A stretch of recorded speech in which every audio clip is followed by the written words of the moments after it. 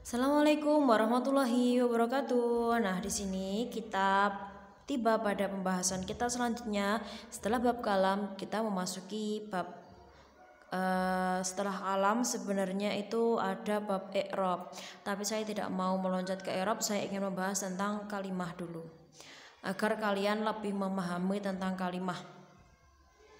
Kalimah ini kalau dalam bahasa Arab itu kata. Jadi kalau dalam bahasa Indonesia itu cuma satu kata, itu kalau dalam bahasa Arab disebut kalimah. Kalau kalimah dalam bahasa Indonesia kan susunan dari beberapa kata. Kalau bahasa Arab itu cukup satu kata saja, itu disebut kalimah. Nah, macamnya kalimah dalam bahasa Arab itu terbagi menjadi tiga, yaitu ada kalimah isim, ada kalimah fi'il, dan juga ada yang namanya kalimah huruf. Nah, kalimah isim ini juga biasa disebut dengan kata benda, lalu kalimah fi'il ini biasa disebut dengan kata kerja, dan kalimah huruf itu adalah kalimah yang tidak bisa bermakna apabila tidak bersandingan dengan kalimah lain. Nah, jadi ibaratnya kalau kalimah huruf itu aku tanpamu bagaikan butiran debu itu ya. Jadi kalimah huruf ini nggak bisa jomblo, harus punya gandengan. Misalnya kalimah huruf ini bersanding sama kalimah fi'il atau bersanding sama kalimah fi'il gitu. Nah, lalu kita masuki bab isim. Nah, bab kalimah isim itu adalah kalimah yang menunjukkan makna dirinya sendiri tanpa keterangan waktu. Tanpa keterangan waktu, seperti lafadz zaitun seperti ini. Ini kan artinya zaid, jadi dia tidak menunjukkan keterangan waktu. Nah, ini tanda-tanda kalimah isim. Tanda-tanda kalimah isim itu ada 4. Yang pertama adanya al, lalu adanya tanwin, lalu adanya huruf jar, lalu adanya i'rab jar. Nah, ketika kalimah itu kok ada alnya, atau dia ada tanwinnya, atau dia itu ada tambahan huruf jarnya seperti ini huruf min, nah itu dia harus dibaca isim, dia itu adalah kalimah isim. Nah, contohnya ini lafadz az-zaitu, ini ada alnya. Lalu ini yang tambahan tanwin zaitun. Nah, jadi al sama tanwin ini adalah gimana ya? Dia itu merupakan syarat yang harus ada di kalimah isim, tapi dia itu tidak bisa bersamaan dalam satu kalimah. Jadi al dan tanwin ini coro Jawane padu, nggak mau barengan, lagi musuhan dia itu. Nah, jadi ini kalau udah ada al nggak boleh dikasih tanwin, kalau udah ada tanwin nggak boleh dikasih al. Nah, ini contohnya kalimah isim yang ketambahan huruf jar. Ini minal masjidi. Nah, min kalau ketemu depannya al jadinya bacanya minal masjidi gitu.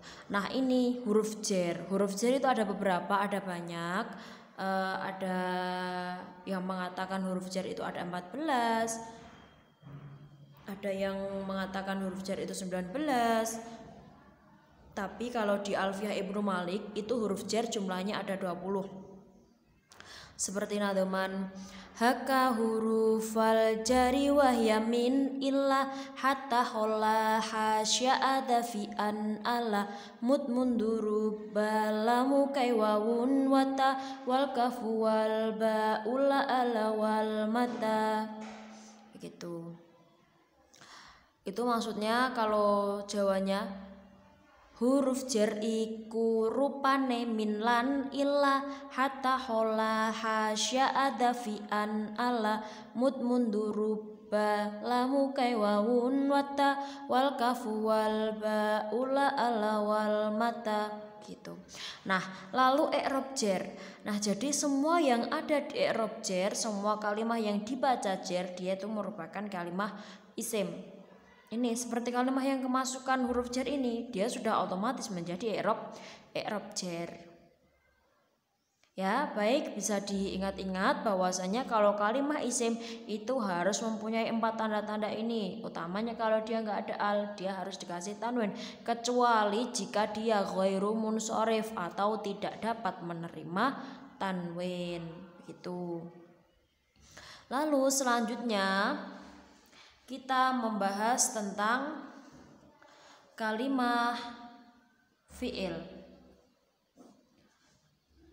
Kalimah fi'il ini adalah kalimah yang menunjukkan makna dirinya sendiri disertai dengan keterangan waktu. Jadi satu kalimat saja itu dia sudah menunjukkan dua makna dirinya sendiri juga disertai dengan keterangan waktu. Contohnya lafadz fa'ala. Fa'ala ini artinya bekerja. Tapi dalam kalimat fi'il karena dia itu berupa fi'il madhi yang bermakna kata lampau, jadi dia itu maknanya sudah bekerja. Begitu. Jadi kalimat fi'il itu adalah kalimat yang menunjukkan makna dirinya sendiri disertai dengan keterangan waktu. Lalu kita masuk dalam pembahasan kalimat fi'il yang selanjutnya, yaitu kalimat fi'il itu dibagi menjadi 3. Yang pertama fi'il madhi, yang kedua fi'il mudhari', yang ketiga fi'il amar. Fi'il madhi itu artinya lampau. Jadi pekerjaan yang sudah dikerjakan itu kita pakainya rumus fi'il madhi. Nah, tapi kalau kerjaan yang sedang atau akan dilakukan itu kita pakai rumusnya fi'il mudhari'. Tapi kalau kata perintah itu kita pakai fi'il amar. Nah, ini punya zaman. Nah, ini maksudnya ini adalah zamannya dari kalimat fi'il. Yang dimaksud dengan zaman sama dengan waktu gitu. Ini zamannya lampau. Kalau dalam bahasa Arabnya ini fi'il madhi mempunyai zaman madhi. Fi'il mudhari' punya zaman hal dan mustakbal. Nah, kalau hal itu yang sedang dilakukan, kalau mustakbal itu yang akan dilakukan, yang akan datang. Nah, kalau zamannya fi'il amar ini lalu apa? Fi'il amar kan kata perintah, jadi itu belum dilakukan, baru akan dilakukan. Jadi zamannya fi'il amar itu zaman mustakbal, yaitu akan dilakukan. Ini zamannya fi'il amar. Nah, yang dimaksud zaman itu adalah waktu. Jadi kalimat fi'il itu dibagi menjadi 3. Yang pertama fi'il madhi, yang kedua fi'il mudhari', yang ketiga fi'il amar. Fi'il madhi itu zamannya madhi yang artinya lampau. Fi'il mudhari' itu ada 2 zaman, yaitu zaman hal dan mustakbal. Yang dinamakan zaman hal itu adalah yang sedang dilakukan dan mustakbal itu adalah yang akan dilakukan. Lalu yang dinamakan fi'il amar itu adalah menunjukkan kata perintah. Fi'il amar itu memiliki zaman 1 yang namanya zaman mustakbal, yaitu yang akan dilakukan, yang akan dikerjakan. Itu zamannya fi'il amar. Lalu fi'il madhi itu hukumnya mabni. Yang dinamakan mabni itu apa? Tetap. Hukumnya tetap, dia tidak bisa berubah-ubah. Jadi dia mabni fathah. Nah, seperti halnya lafadz fa'ala, doroba. Nah, ini dia udah begini-begini aja kalau fi'il madhi itu. Tapi ketika dia berubah menjadi fi'il mudhari', dia harus kemasukan huruf mudhari'ah. Harus kemasukan huruf mudhari'ah. Yang dinamakan huruf mudhari'ah itu ada 4. Huruf mudhari'ah itu adalah hurufnya fi'il mudhari'. Jadi yang harus ada di fi'il mudhari' itu huruf mudhari'ah. Ada 4, yaitu alif, nun, ya, ta. Ya, singkat aja. Kalau orang bilangnya itu Anita gitu. Jadi fi'il mudhari' apa? Anita, yaitu alif, nun, ya, ta gitu. Lalu fi'il mudhari' ini contohnya misal dari lafadz fa'ala itu menjadi yaf'ulu. Nah, jadi yaf'ulu ini adalah fi'il mudhari'. Ini jadi tambahan huruf mudhari'ahnya berupa huruf ya. Ketika fa'ala ini dia artinya adalah sudah bekerja. Kalau menjadi yaf'ulu ini sedang atau akan bekerja, gitu maknanya. Jadi harus ketambahan huruf mudhari'ahnya di awal, bukan di akhir loh ya. Di awalnya sebelum lafadznya itu, sebelum kalimatnya yang asli itu dia diberi huruf mudhari'ah agar dia menjadi fi'il mudhari'. Lalu contohnya fi'il mudhari' ini hukumnya mu'rab, bukan mabni. Kalau mabni itu di fi'il madhi sama fi'il amar. Kalau fi'il mudhari' itu hukumnya mu'rab, yang artinya berubah-ubah. Jadi ketika dia di i'rab rofa dia juga dibaca dhamma, jadinya yadribu. Ketika di i'rab nasab dia menjadi ayatriba.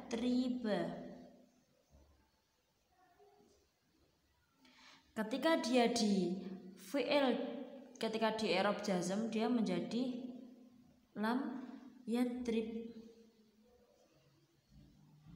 Begini, jadi ini aslinya yang dinamakan fi'il mudhari' sahih akhir yang akhirnya bersih, nggak ada tambahan apapun. Ini fi'il mudhari' sahih akhir, ini fi'il mudhari' yang seperti biasanya.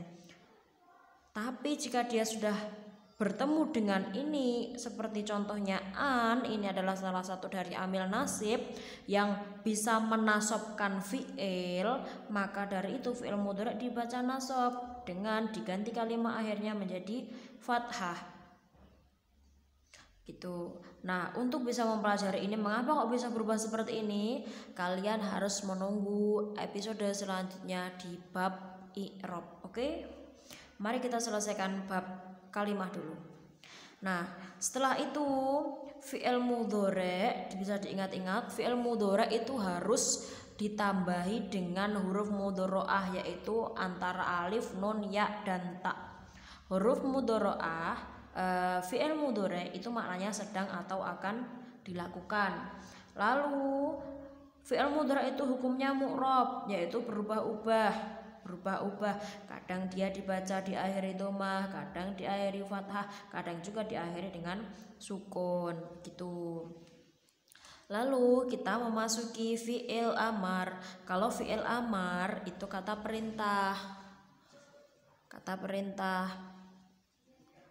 Jadi kalau misal fa'ala yaf'ulu, fa'lan wa maf'alan, fahuwa fa'ilun, wa dzaka maf'ulun, uf'ul.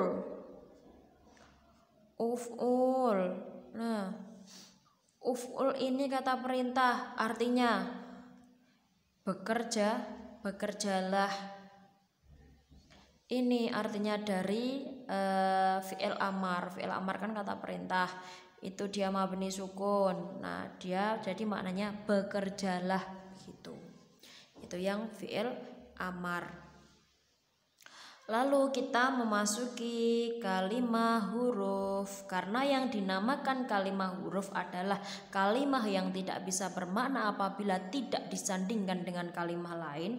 Jadi tanda-tandanya kalimah huruf, tanda-tanda kalimah huruf itu ada satu, yaitu tidak kemasukan tanda-tanda kalimah isim dan fi'il. Jadi kalimah yang tidak kemasukan tanda-tanda kalimah isim dan fi'il dia itu adalah kalimah huruf. Nah, seperti halnya tadi yang di awal yaitu min itu huruf jar. Nah, ini kalimah huruf. Karena dia tidak bisa bermakna apabila tidak disandingkan dengan kalimah lain. Jadi seperti di awal tadi, kita contohnya minal masjidi. Jadi artinya dari masjid. Kalau misalnya kita cuma pakai kata min aja, tidak diberi tambahan kalimat lain, jadinya dari. Loh, dari apa? Kan ngambang.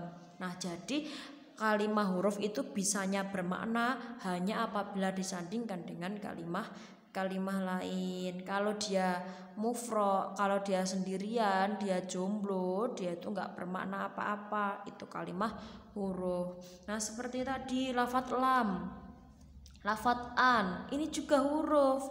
Karena apa? Dia tidak bisa bermakna apabila tidak bersanding dengan kalimah lain, begitu. Nah, jadi ringkasan pada hari ini kalimah itu dibagi menjadi 3, yaitu kalimah isim, fi'il, dan huruf. Kalimah isim itu memiliki 4 tanda-tanda, yaitu al, tanwin, huruf jar, dan i'rab jar. Dan kalimah fi'il itu dibagi menjadi 3, yaitu ada fi'il madhi, fi'il mudhari', dan fi'il amar. Lalu ada kalimah huruf. Kalimah huruf itu adalah kalimah yang tidak bisa bersanding dengan, yang tidak bisa bermakna apabila tidak disandingkan dengan kalimah lain. Maaf, itu adalah kalimah huruf. Sekian dari saya. Apabila kalian mendukung channel ini, silahkan klik tombol like dan subscribe. Jangan lupa komennya mungkin saya ada kesalahan atau kekurangan, atau mungkin ada yang kurang jelas, silahkan tulis di kolom komentar. Silahkan tulis komentar kalian, bagaimananya saya mungkin kurang jelas, atau mungkin ada kesalahan, atau mungkin kalian yang lebih paham bisa membenarkan. Silahkan tulis di kolom komentar. Baik, terima kasih atas perhatiannya. Sekian dari saya. Wassalamualaikum warahmatullahi wabarakatuh.